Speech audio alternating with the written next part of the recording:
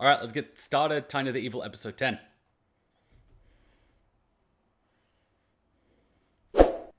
Ah, destroyers.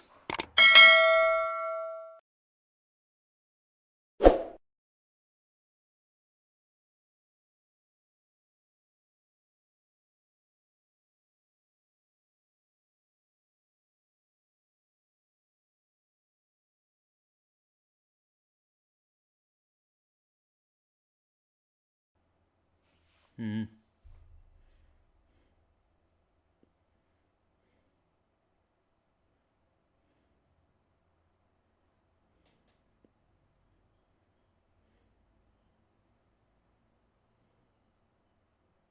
Hmm.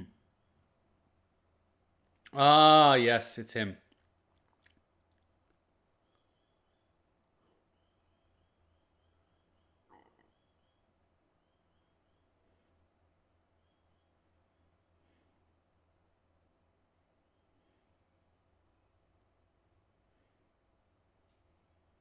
No.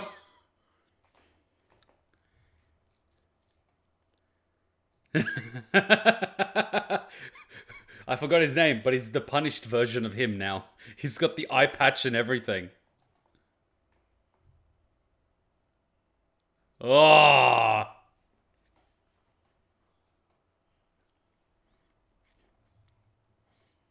I've been listening to this all week. This band made ReZero opening, closing, Overlord, and Tanya the Evil freaking amazing. With amazing style and vocal ranges.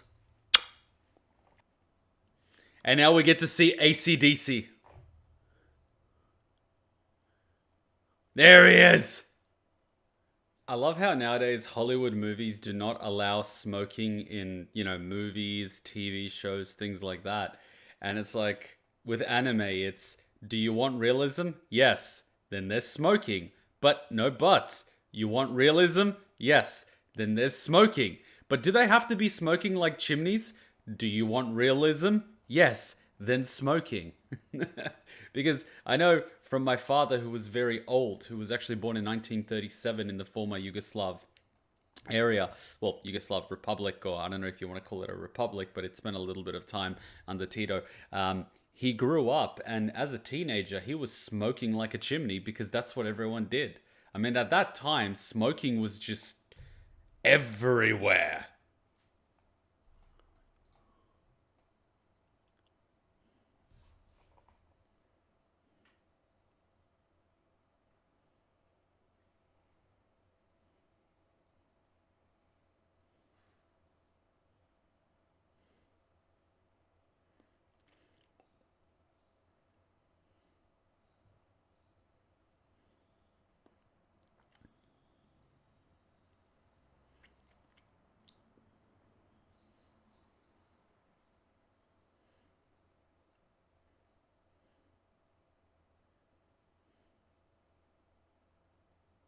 Mmm.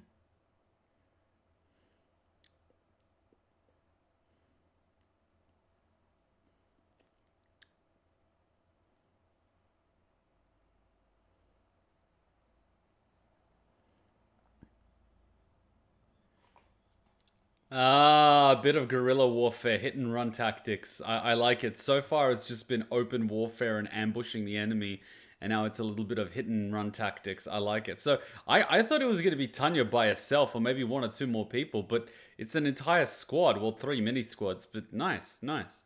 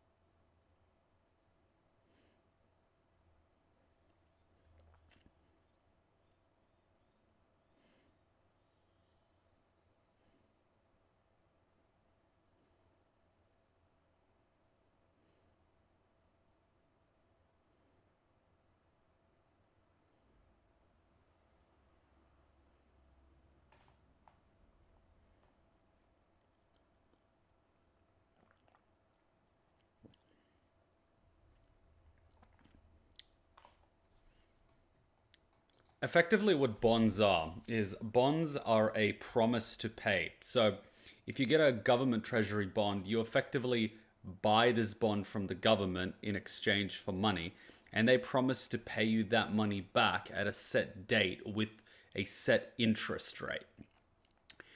This is how countries effectively get money. Because if you just print money, you debase the currency. By increasing the supply, you basically created more of it, which means the buying power of the individual dollar goes down. But by selling these bonds, you do increase the supply, but you've got that promise to pay it back at a certain date. It's more like a loan that a treasury or a reserve bank takes. That's how it works in a lot of countries, most countries really. But there are a few cases where, the dictator gets into a country and then he just starts printing a crap ton of money. And we've sort of seen time and time again what that does. I mean, just look at Zimbabwe, for example. They printed a shit ton of money and they figured, yeah, we could just buy whatever we need by printing money. Well, look how that turned out.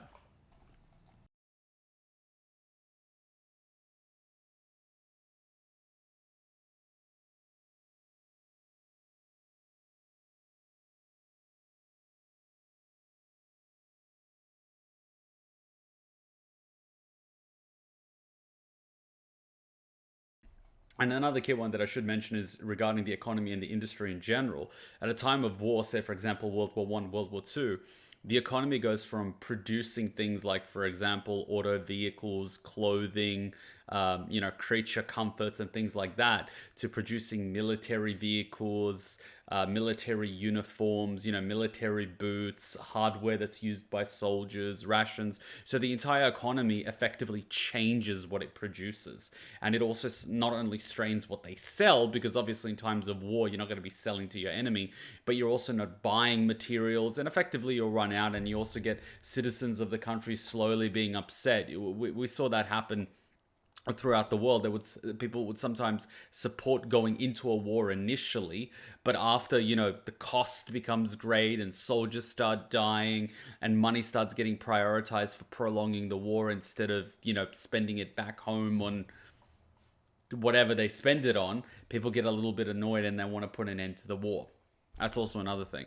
And as you can imagine, unhappy people within a country cause civil unrest, and having civil unrest during wartime is, an Achilles heel, because your enemy can take advantage of it, because you're diverting a lot of your brain power and forces to keeping the citizens under control, and it becomes easier to, what's it called, sabotage and infiltrate and, cause problems and uprisings and all these other things. It's very complex. I mean, Stalin had a good solution to the problem. Just fucking execute everyone. That's how fucked up Stalin was. He just killed everyone. It's like you make a beep in the planning room, you're dead. I mean, the first thing Stalin did was he killed all of his generals. So no one could actually oppose him in the military. It's like, oh yes, you guys, you're well respected by your men. Yes, they're loyal to you. Yes, would they die for you? Yes, great. Cut his head off. Well, they didn't cut their head off, but they shot them. So Stalin just, he assumed total power. And then he started getting rid of all the friends that actually got him there. Which is where that, famous photo of people disappearing came from. Stalin was photoshopping and fact-checking before the internet even existed, He was the OG fact-checker. He's the, the type of socialist most people nowadays aspire to one day become. And he also had a glorious mustache, like that thick Soviet mustache.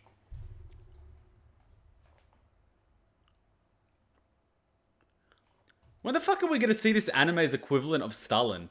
I mean, we're watching the German side, but, where the Russians at?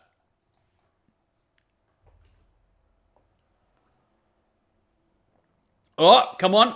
Yes! In here, in here, in here. Oh, come on. You drop the knee from the back and you're supposed to stab in here and push outwards. Come on, I wanted to see it. Ah, you disappoint me.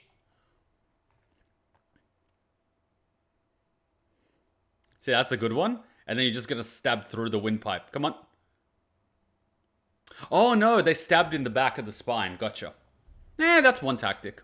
But this one's a lot cleaner. It requires a bit more skill though. But then again, if you miss the spine, you're kind of fucked.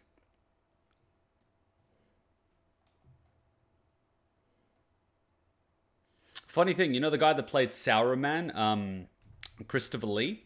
So in the original Lord of the Rings, The Two Towers, Christopher Lee, Sauron, was going to get stabbed by Grima Wormtongue. And Peter Jackson instructed him to scream. And Christopher Lee literally walks up to Peter Jackson, looks at him in the eye and says, "Do you know what sound a person stabbed in the back makes? I'll tell you what sound they make. They don't scream. They almost make this raspy, gasping sound as the air is released, like, as they're stabbed." Because during World War II, he was in the military and he killed a fuck ton of people. After that, he was also a Nazi hunter, hunting down escaped Nazis and war criminals post-World War II. After that, he was in a heavy metal band. And then he became an actor. He literally schooled Peter Jackson. And Peter Jackson is like, you just do whatever's most realistic. But ultimately, they removed the scene from the movie. Really interesting guy. God bless his soul. He was down to earth too. He did all these amazing things. But if you were on set with him, oh man, he would talk to you. If you asked him to tell you a story from his time in a heavy metal band or his time in the war or his time, he would share a story. He was like the nice guy. Him and Sir, I got his name, the guy that plays Gandalf. They were both really nice.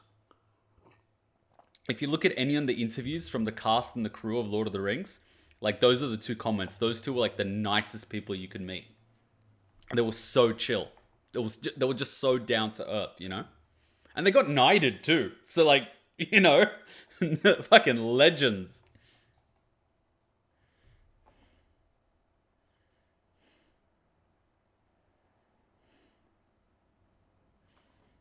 You know what I absolutely love about this? Caesar absolutely loved his right flank.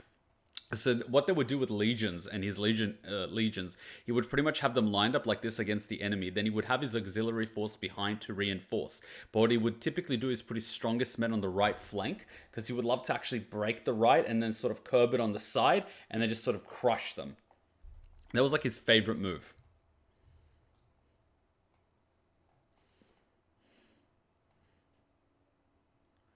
But again, that's two-dimensional warfare. That doesn't translate very well nowadays.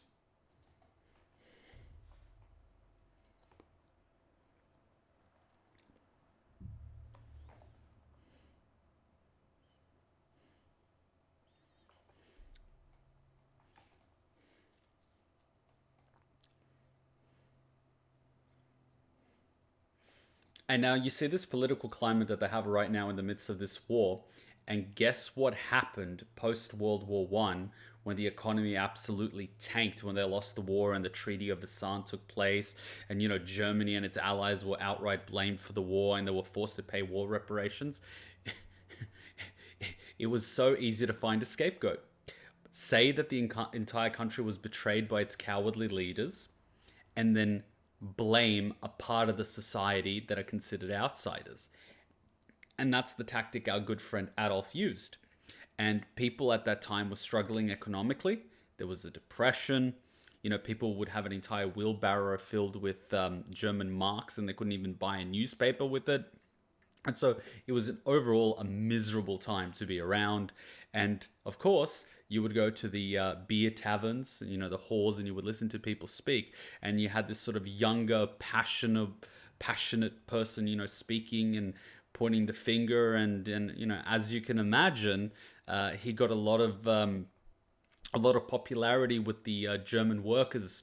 And, he was part of the German Workers' Party. And, he was very passionate about the pure-blooded, German workers, the hard-working men and women of the country that were betrayed by their cowardly leaders.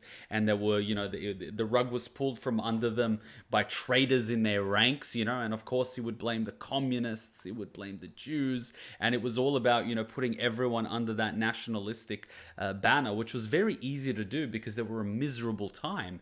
And no one knew what happened, Germans are a very proud people, as many Europeans are. And so, this provided a convenient answer to that, and that was very easy to accept. And so many did. No one on the streets signed up to genocide, right? That wasn't what he was advertising. He was advertising that the German people were betrayed from within, that they were on the verge of winning the war. He gave them this lovely story, this lovely speech really easily, and they just ate it up. And with enough people behind him, joining into the SA, which was run by Ernest Röhm. You might know them as the brown shirts, the brownish uniform. And then, they were like pushing this paramilitary military standard. And then, later you had the SS, which started originally as Hitler's personal bodyguard, which had an even higher requirement. And so, you had a bunch of proud people that wanted to prove themselves. And he provided this infrastructure and hierarchy for them to do it. And it was a very easy time to do it, because in economic distress, what are people going to do? They don't necessarily have a job to go to 9 to 5. And so they get involved in these things that they typically wouldn't. So it was this perfect storm. It was honestly this perfect storm. It was this fresh wound. A lot of people, a lot of ex-soldiers, a lot of people, a lot of, also young people that were too young to fight in the war, that were very easy to indoctrinate, because, imagine the fathers died in the war and the mums are back home, and the young, impressionable teenagers full of testosterone are wondering, why did my dad die? And this young ex-soldier is talking about how they were betrayed. What do you think happens in that environment, They're so easy to indoctrinate at such a young age. And that's what happened.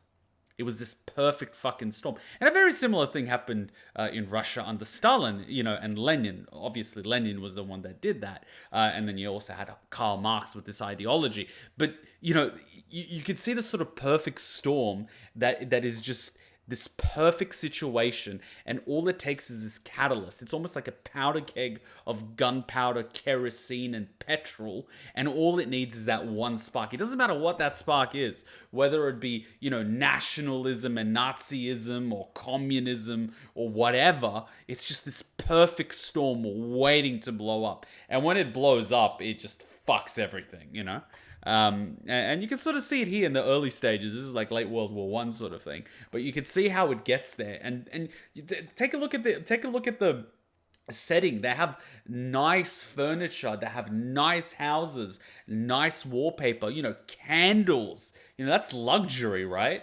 They're living, nice lives. Look at the teacups that they use.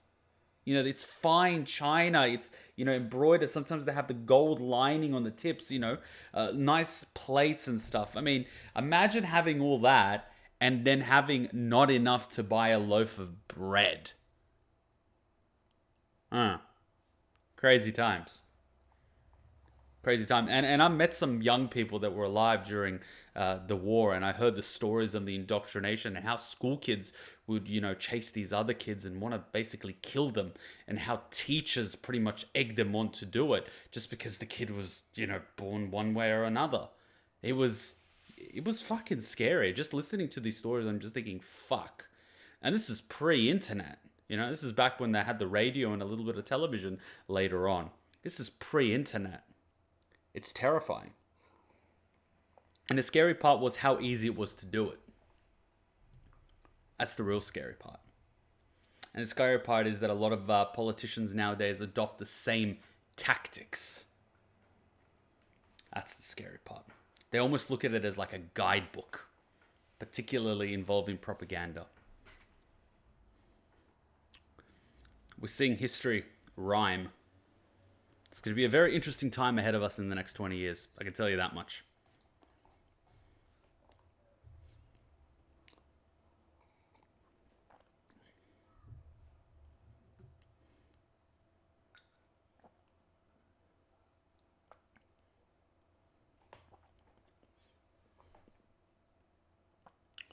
Yeah, it's empty.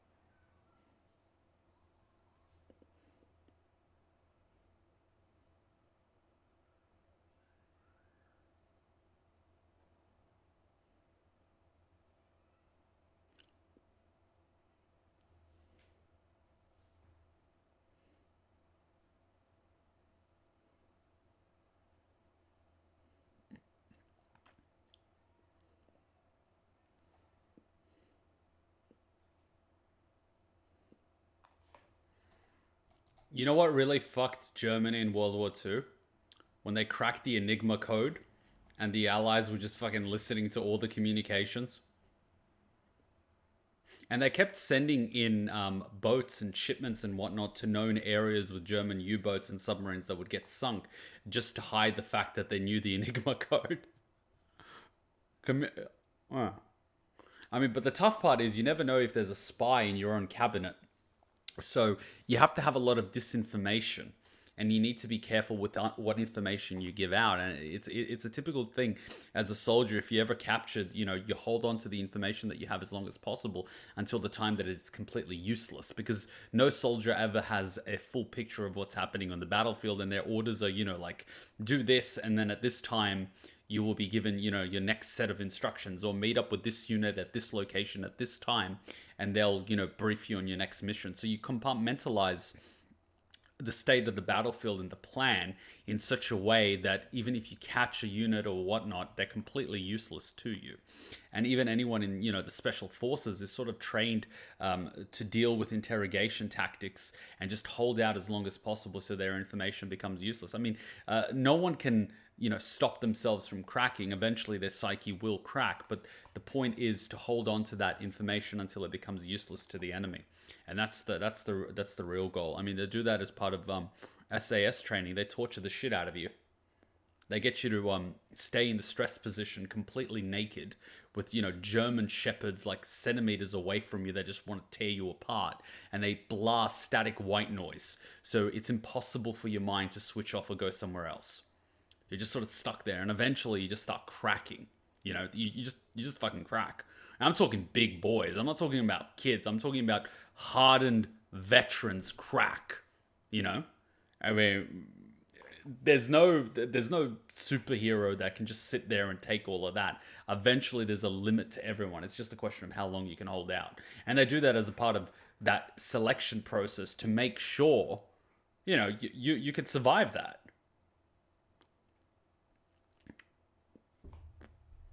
Huh.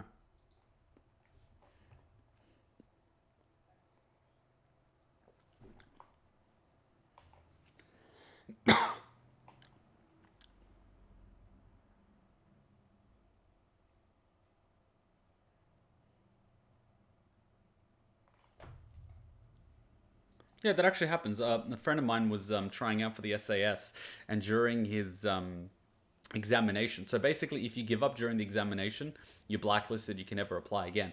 But if you're medically, evac'd out for an injury and you didn't give up, they'll let you do another attempt. He was basically lugging around all the gear. I think they carry around like 25 or 30 kilograms. And he stupidly sort of hopped off a ledge and, well, his foot just broke. Just under the weight. And he was fucked. And he kept trying to go, and eventually they were like, yeah, nah, you're going to get fucked if you do this. And they evac'd him out, and they're giving him another attempt. And so he trained like a motherfucker for it. Like, he was doing squats, he was beefing up his body to be able to handle this weight. Last I saw him, he was like squatting 250? It was like at least 200 kilograms. It was fucking nuts. Like, he's a big boy too. Huh. I'm telling you, big boys.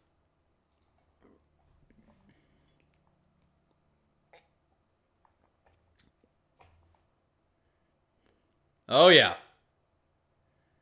How's that for a Blitzkrieg?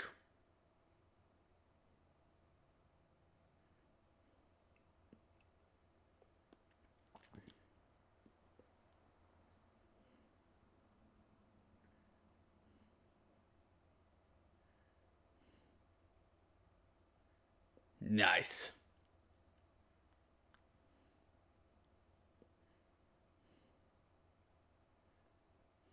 I wonder if they're gonna get rid of Tanya at the end of this. Oh.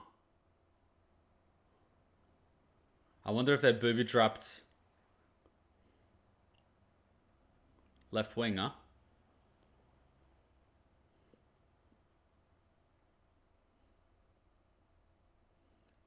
I wonder what the plan is.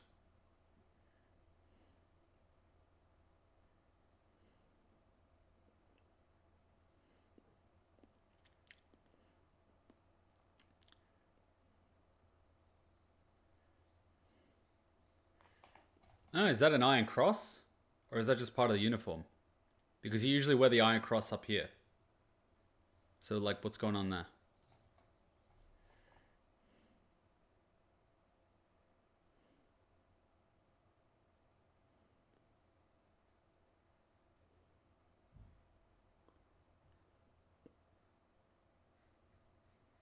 What's going on?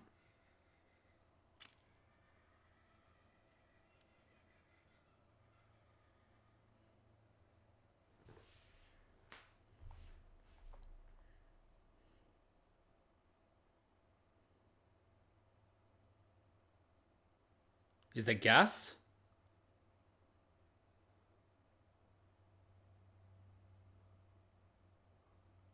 Oh, shit. They did have a plan.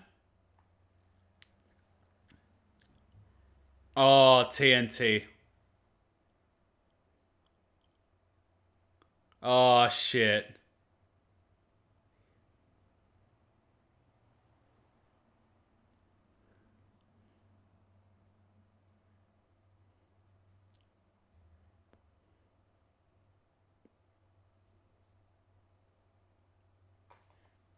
Was it Napoleon that said if your plan is going too well or your advance is going too well, it's a trap? Someone said that, but it's basically like if you're breaking through their ranks too easily, it's a trap. Whiskey dog.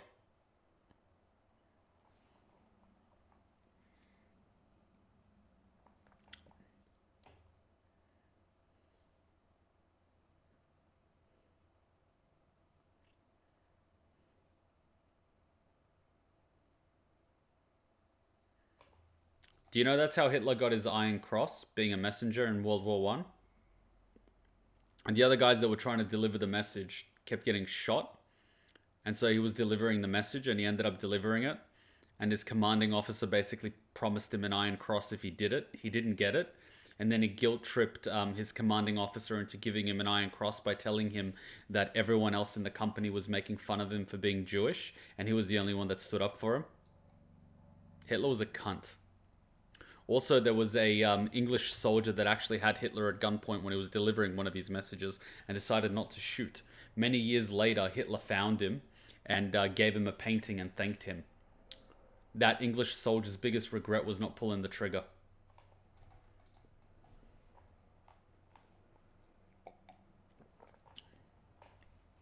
Bye! Oh, that... Oh yeah, that shockwave.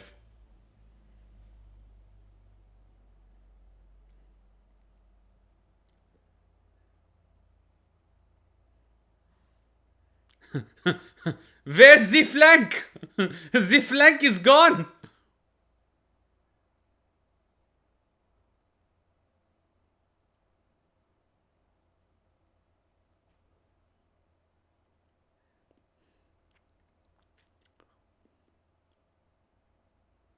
Oh, the Blitzkrieg! It's the armored divisions.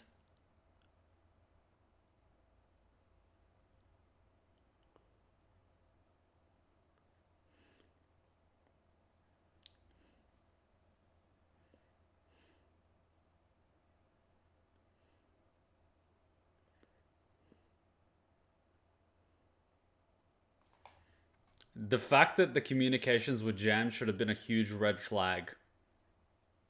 What kind of people do you have working for you?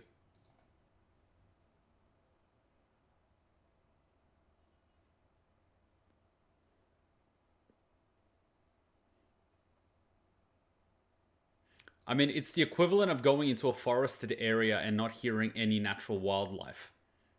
Your first thought should be, what the fuck scared them away?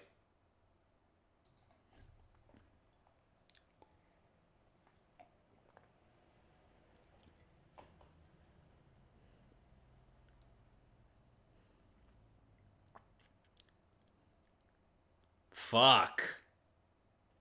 Wait, so they've just taken out their command center, or they've taken out command, and they've just knocked out an entire flank, and they're advancing in armored units. So they just took out their command, took out their entire flank, and now they're blitzkrieging them. Fuck me. Fuck me. And they don't even realize that they just lost their flank. Like, they're so fucked. By the time they realize that the tanks are coming, they're not going to even have enough time to pull their pants up because they're going to still be on the toilet. And they obliterated their right flank. They're basically fucked. Like, they're basically fucked. Because there's going to be so much momentum coming from the armored divisions that, like, they're so fucked. It's not even funny.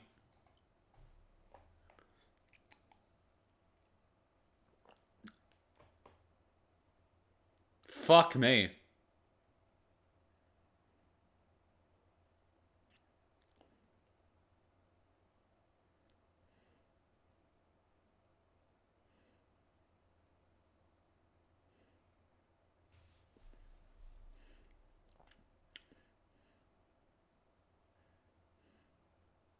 Revolving door.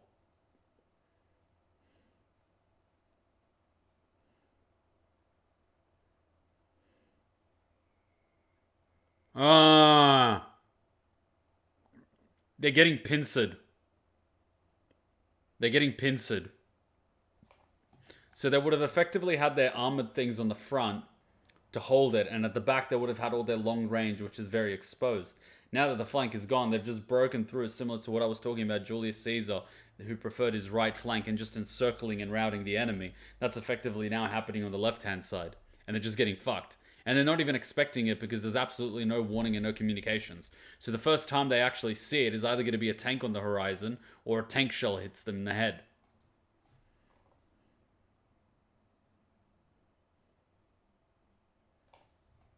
Oh, that makes me a happy chappy.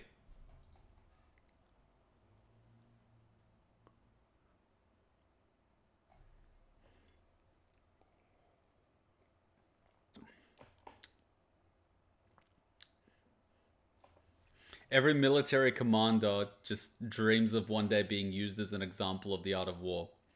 For the right reasons, hopefully. For the right reasons, not the wrong reasons.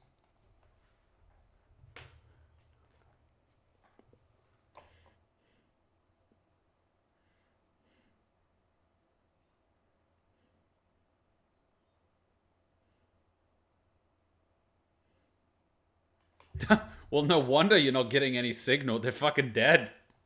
There's no signal to get.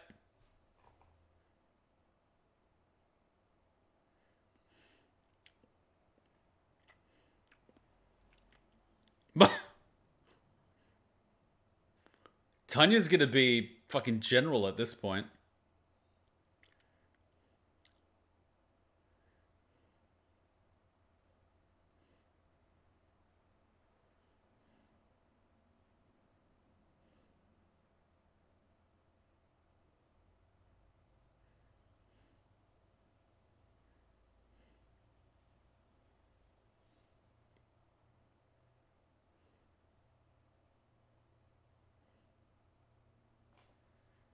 So there's a submarine. Oh, there was this submarine crew. I found this on YouTube, and basically they were basically stuck. They couldn't get up, and so what they did while they were running out of oxygen was sing. I mean, it would have probably quickened the use of oxygen, but they were fucked either way, right?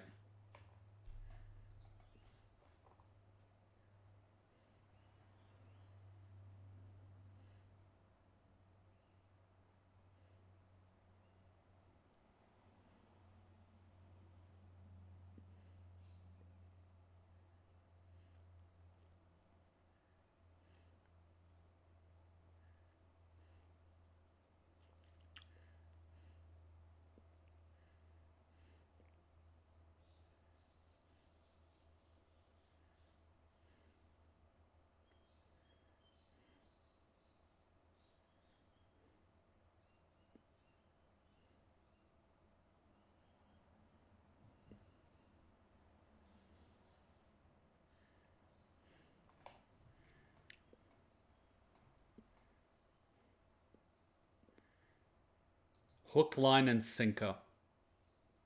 And it could have all been avoided had they not taken the bait. That's why you got to be very careful when taking bait. Like, you know what I mean? It like it can literally fuck you. It's so fucked. I remember this one example. I forget who it was, but this one person had to defend a city, and they only had like 1 or 200 defenders. I think this was in China, and the opposing military had more than 1 million soldiers. And so this guy was ordered to defend the city with like 1 or 200 soldiers, and it just said open all the city gates, like literally open every single gate. And he literally sat on top of the wall, just playing. I think it was a flute or whatever the fuck he was playing.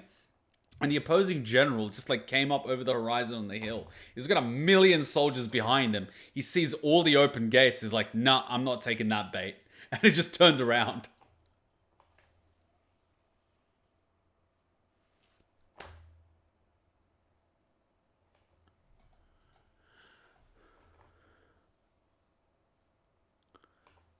I mean, he could have just like sent 100 soldiers or something.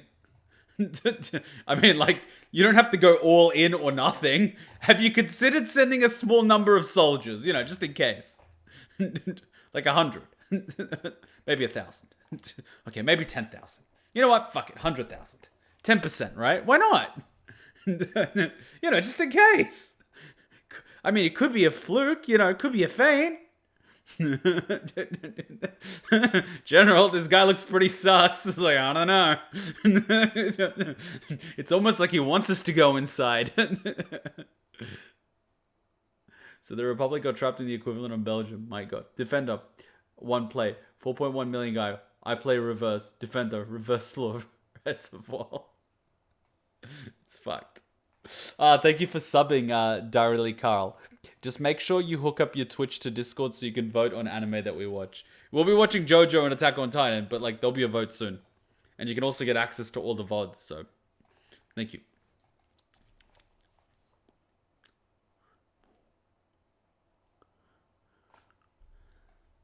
I mean, at this point, killing the enemy is a violation of the Geneva Convention because they're fucked. Did Tanya just smile?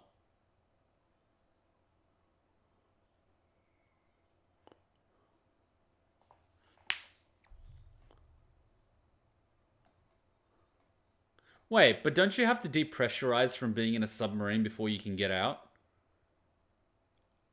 I'm not in the Navy, so I'm not an expert, but I'm pretty sure you have to depressurize first.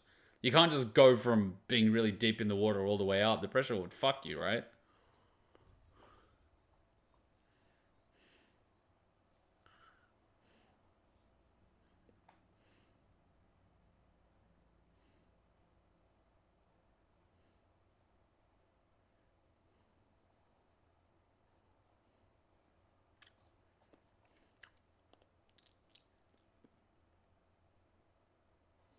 Oof!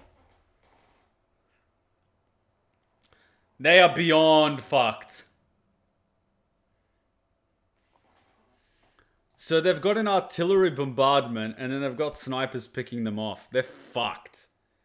It's like if you've ever played, Battlefield World War One or World War Two, those ones where you've got like the 2 bunkers on both sides, and then you put the bots on absolutely insane, and they just start shooting from the spawn point, the artillery, and hitting you. That's how fucked they are. Like you've just started the game and bam, artillery shell just hit you.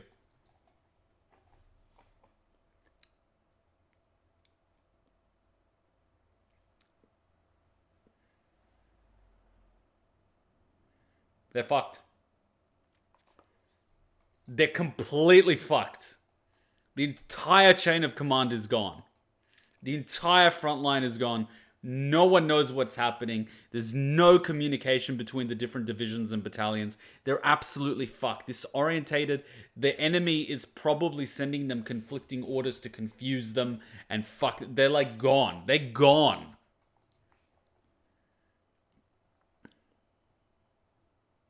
The inside of subs are pressurized, so they're fine. If a sub gets taken down at a depth that's not immediately lethal, I've got the range. They basically have a compartment that they slowly flood with water with a little air pocket. That way the crew can slowly adjust to the pressure of the sea around them before swimming up. Oh, right. Thank you. Thank you, Toasted. Man, what the fuck's your bayonet gonna do when you're getting hit by artillery from, like, what? 200 meters away? And here come the tanks.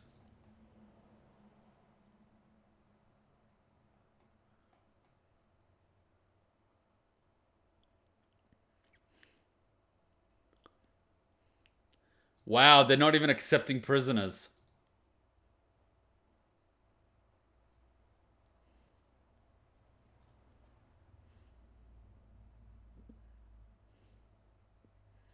And that's why they're against the Geneva Convention. Fuck.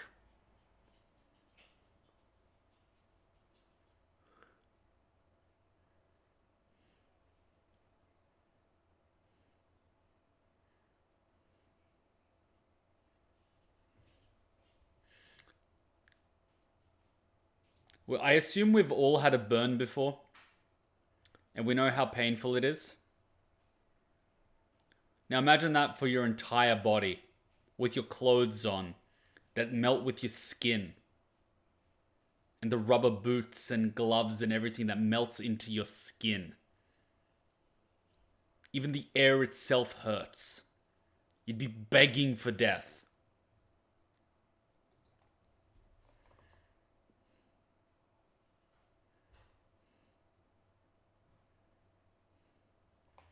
And it's like perfect for bunkers and trenches and things like that because flames would just go around corners, no problem. You got someone behind a corner, no fucking problem. It just goes right in there. No one can even surrender. They're just fucked. And like, even if that doesn't kill them, it's just gonna chew up all the oxygen anyway. You know? You worked in a kitchen and had a pan of hot oil flip on you? Fuck! Fuck! You know what they used to do with oil back in the day when we had sieges with castles? They would get boiling oil, or just get oil, tip it over, and then throw fire and the people would burn. Or they'd get boiling oil and just tip it over, so even if the person's wearing heavy armor, they're just fucked, like a deep fried human. Like, we think we have it bad nowadays. Taking a bullet. Fuck. Imagine being skewered.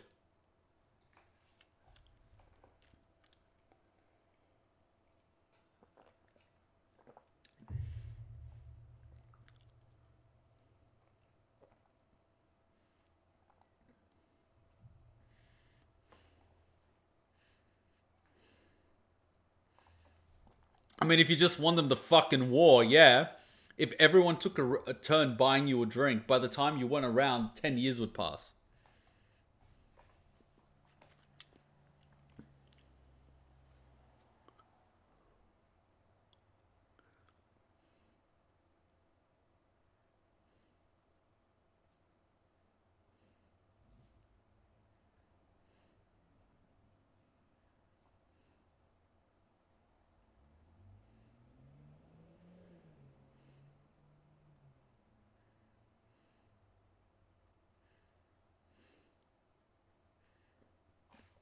Just wait till Tanya starts developing PTSD.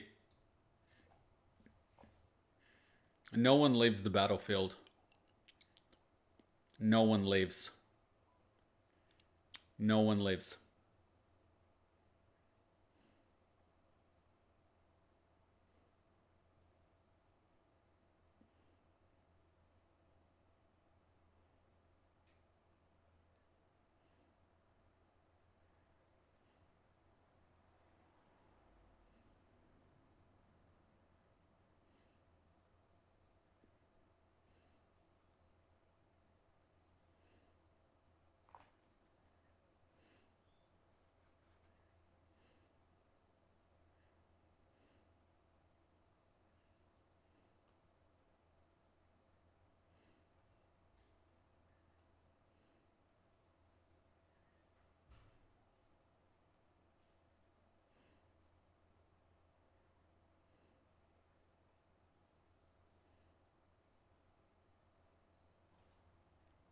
Oof. That went through his shield. Wait, why'd you shoot a single bullet? Damn, he's punished as fuck. He's seen some shit. What's his name again? Oh, what's his name? I always want to hear a funny story. Thank you, Anson. Come on, tell me the funny story. I like me a funny story. Alright, I put the thing on the... No, but that was a good episode. They sort of built up that they were going to attack enemy command, and they did, to their credit that they did. But they didn't waste a lot of time on that. They gave it the time that it needed. They landed, they had a plan, they infiltrated, they blew it the fuck up. And then it automatically went into Operation Lockpick, Revolving Door, and then the Encirclement, which is, the Blitzkrieg. And then you've got punished, what was his name? Anson Seaux. He's still angry Tanya stole his daughter gift from him. I think it's a lot more than just that. I think it's also the fact that, Tanya fucking killed him and he's back from the dead. He's like a vengeful spirit, a force of nature, a man possessed. He's not a man of war, he is war. And until he gets his vengeance, he will not sleep. I mean, that's the type of motivation he has. His very reason for being alive is to kill Tanya. I don't think he even realizes he has a family right now. Either that or he just recognizes the risk that Tanya poses. He's been punished enough to want revenge over everything. So he's Ghost Rider. I haven't watched Ghost Rider, but I'll take your word for it. So what was that joke? I want to hear the joke. No, these episodes are good. The pacing in these episodes is absolutely phenomenal. It's phenomenal. They're all good. There's not a second of this episode which was wasted. Every second of this episode had a purpose. And I love it. And I kind of wish this anime got 24 episodes instead of 12.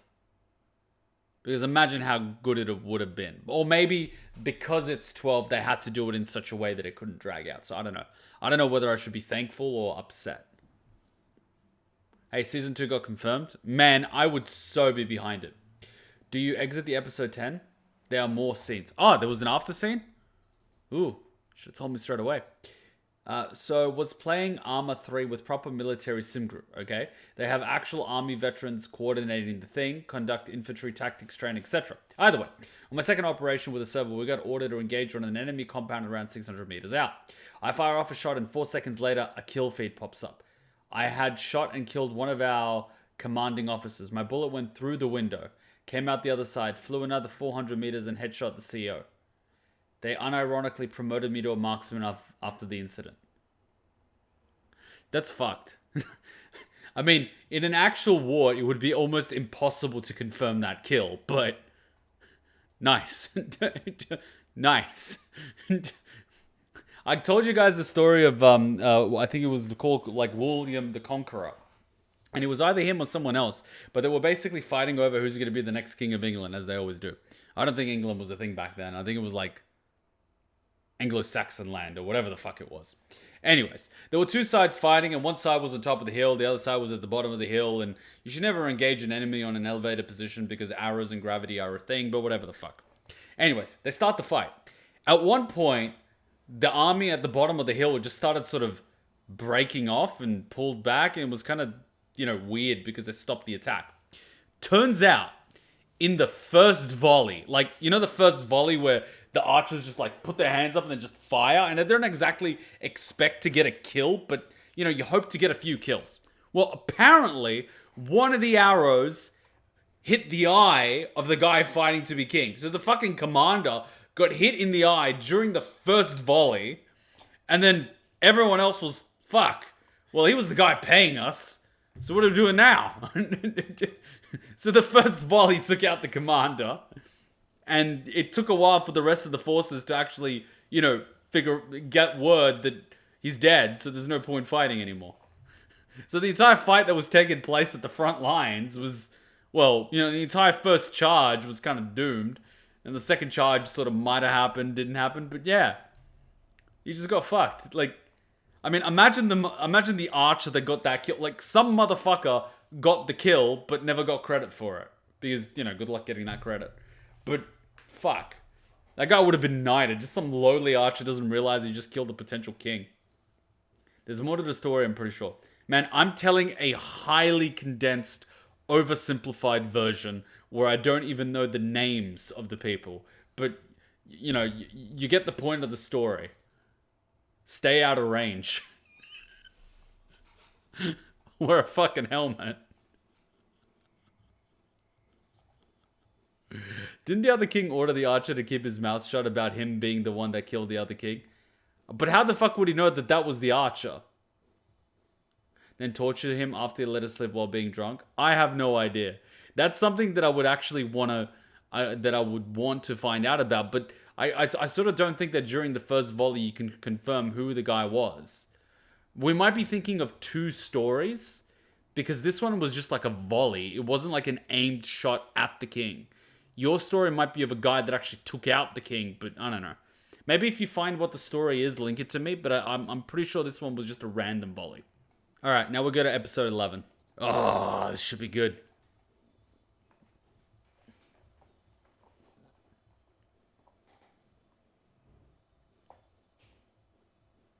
I mean, you guys can take a break whenever you want, but you get what I mean. I have to read this. Basically, same setup. Two kings fighting over the throne. One king gets knocked out by a random soldier at the start of the battle. The surviving king takes the credit and orders the soldier to keep his mouth shut, and even compensates him. Then he gets drunk one night and brags to a lady of the night. That's a nice way of saying Twitch thought. The king finds out and orders the soldier gets tortured. Well, the king was probably taking the glory for that shot, saying, I am the chosen one by God, which is why, the arrow landed, because I did my... What does the guy from Overwatch say? Basically that. He was like, yeah, well, God prefers me. Yeah.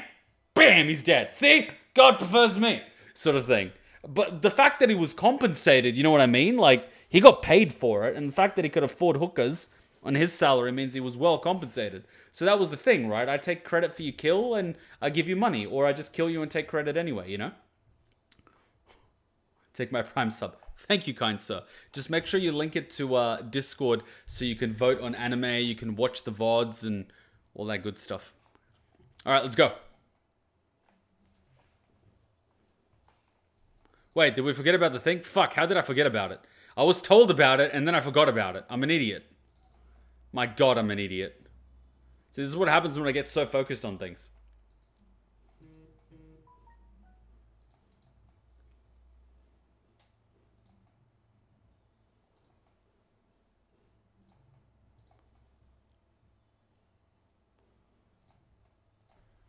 What's going on here?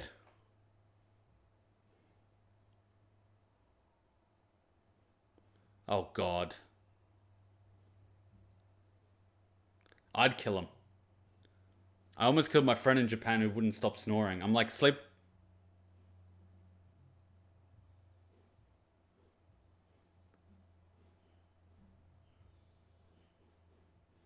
Oh, she's a messy sleeper. How's she not awake? No, don't do it.